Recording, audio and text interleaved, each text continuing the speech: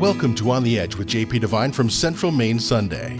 On the Edge with J.P. Devine Audio is sponsored by Sprague & Curtis Real Estate, the largest full-service real estate brokerage in Central Maine's capital region. Selling properties, helping people, getting it done.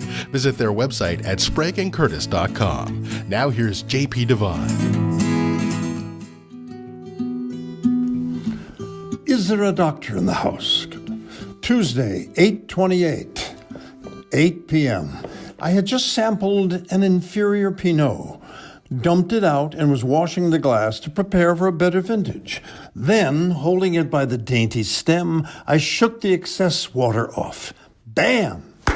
The stem broke off, slashing me across my ring finger. There was blood and wine everywhere. The aptly named butcher block looked like a gurney in a segment of Gray's Anatomy, after a wino who had been treated for a knife wound. She, who played a nurse or two in her career, after hearing me scream, "Bad cut! I'm dying! I'm going to lose my finger!" dropped her book and, as a first responder, rushed in to clean up the scene with paper towels as I stood there holding the wound.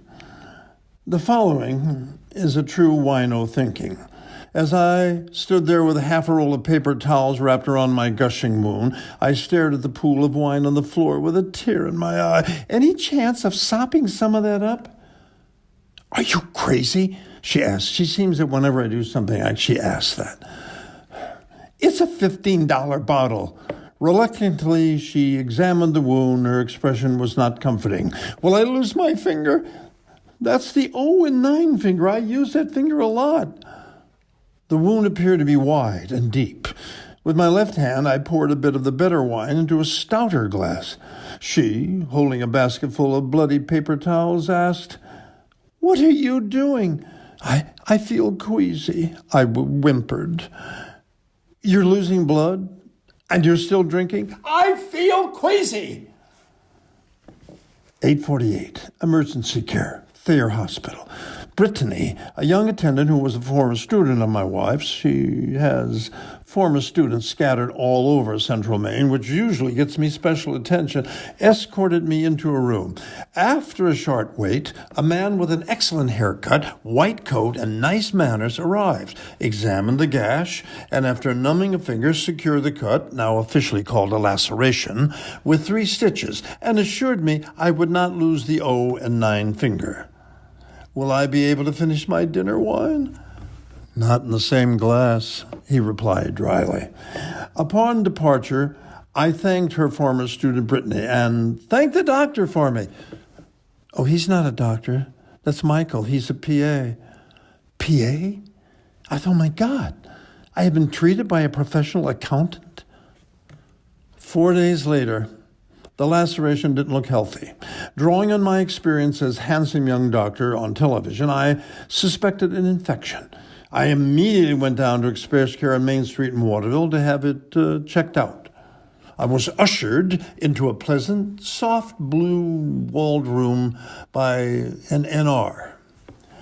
Within minutes, Alice, a smiling, soft-spoken young woman in white coat and carrying a clipboard, appeared. I brightened. "You're the doctor."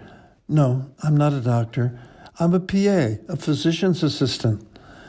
I was instantly relieved that I wasn't going to be treated by a bookkeeper. Okay, now I'm thinking all doctors in Maine have gone to a golf clinic master's program at Mar-a-Lago, leaving me here alone. It seems that the medical world has changed. This is how it works. PAs, physician's assistants, work interdependently with physicians. They provide diagnostic, you have a staph infection, and therapeutic patient care, smiling, speaking softly, and with confidence. In virtually all medical specialties and settings, like the soft blue walled room. They take patients' histories, perform physical examinations, order laboratory — Alice swabbed my wound and sent it to the lab — and diagnostic studies, prescribe medications, 4 pills a day of an ugly antibiotic, and develop patient treatment plans. Come back on Monday and have the stitches removed. While there, I discussed Gray's Anatomy with Miranda at the desk and met David, whom I thought was a doctor, only to learn he, too, is not an accountant. Sunday, September 9th, 10 a.m., my birthday. I arrived to find I'm the only one there, and here I thought there was going to be a party in room 8.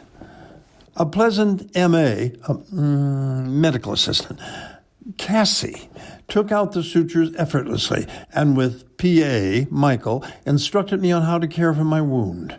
I left with the knowledge that an entire group of young professionals without one doctor's degree among them saved my 9 and O finger. So, doctors, you can stay in Mar-a-Lago for all I care. Central Maine is in safe hands. Dear Shonda Rhimes, creator of Grey's Anatomy, if you're looking for a new television pilot show, this is it. P.S. I am now drinking my wine from a stainless steel mug. Hurrah!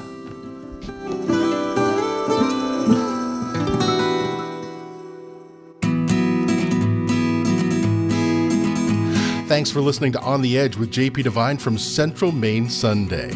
On the Edge with J.P. Devine is sponsored by Sprague & Curtis Real Estate, the largest full-service real estate brokerage in Central Maine's capital region.